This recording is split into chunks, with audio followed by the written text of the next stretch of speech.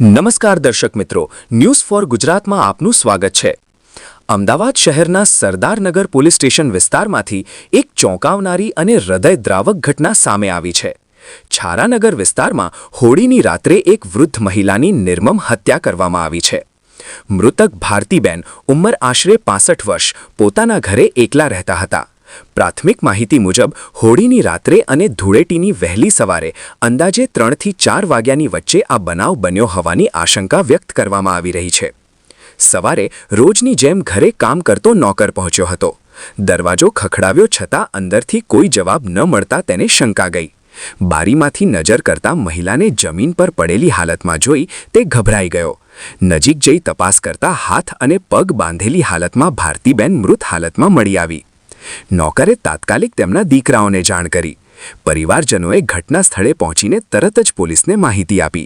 Sardarnagar police તેમજ એફએસએલની team સ્થળ પર દોડી આવી અને સમગ્ર સ્થળનું નિરીક્ષણ કર્યું। મૃતદેહને પોસ્ટમોર્ટમ માટે મોકલવામાં આવ્યો છે। પ્રાથમિક તપાસમાં લૂંટના ઈરાદે હત્યા કરવામાં આવી હોવાની શક્યતા સામે આવી રહી છે। સાથે જ પોલીસ ઓળખીતાની સંડોવણીની દિશામાં પણ તપાસ કરી રહી છે। છારાનગર વિસ્તાર ગલીઓથી ભરેલો હોવાને કારણે પોલીસ આસપાસના સીસીટીવી ફૂટેજ, સ્થાનિક લોકોની પૂછપરછ અને અન્ય ટેકનિકલ પુરાવાના આધારે તપાસ આગળ ધપાવી રહી છે।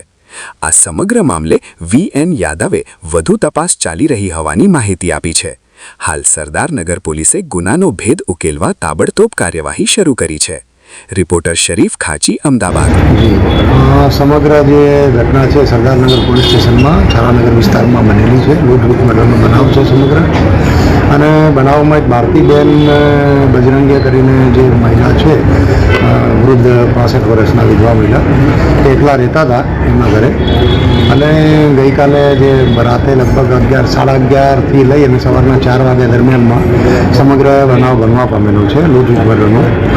અને બનાવની વિગતે જોવા જઈએ તો છેલ્લે એમને જે છે સાંજે 11 વાગે, 11, સવા 11 વાગે ઉષાબેન કરીને એમના પડોશી છે, એમને મસાલો આપ્યો। તે આપ્યા બાદ એ છે દરવાજો બંધ કરીને સૂઈ ગયેલા। છેલ્લે એમની એ જોયેલા ઉષાબેને। અને સવારે 4 વાગે જે એમના ઘરમાં જે નોકરે કામ કરતો હતો એ 4 વાગે આવ્યો અને એને દરવાજો ખખડાવ્યો। દરવાજો ખખડાવતા દરવાજો ખુલ્યો નહીં। પછી એના બારીમાંથી જોયું તો એ બેન કંઈક જમીન ઉપર ઊંધા પડેલા હતા એવું જોયું અને તરત એમના દીકરાઓને ફોન કર્યો। એમના દીકરા આજુબાજુમાં જ રહે છે અને તરત જે છે એમના દીકરા આવી ગયેલા અને પછી જે છે દરવાજો ખોલી અને જોયું તો એ બેન હાથ પગ બાંધેલી ઊંધી હાલતમાં પડેલા હતા। અને જે છે એમને ગળામાં પહેરેલી ચેન, બુટ્ટી અને જે છે જે કબાટ હતું એ બી ખુલ્લું જણાયેલું। એટલે લગભગ 2.5 લાખ રૂપિયાની એમાં લૂંટ મર્ડરનું સમગ્ર ઘટના છે। સાહેબ, શું લાગે છે કોઈ રેકી, કોઈ જાણ ભેદું? તમામ પહેલું ઉપર અત્યારે તપાસ ચાલુ છે। અત્યારે જે સંજોગો જે જોવા જઈએ, જે પ્રમાણેની જે આ વિસ્તાર છે તેમાં કોઈ જાણ ભેદું હોય એવું જણાઈ આવે છે। એ સિવાય બીજા પણ અમે અલગ અલગ ટીમો બનાવી અને સમગ્ર જે છે અમે આખા ઝોનની જે છે અલગ અલગ ટીમો બનાવી અને સમગ્ર ઘટનાની તપાસ ચાલુ છે।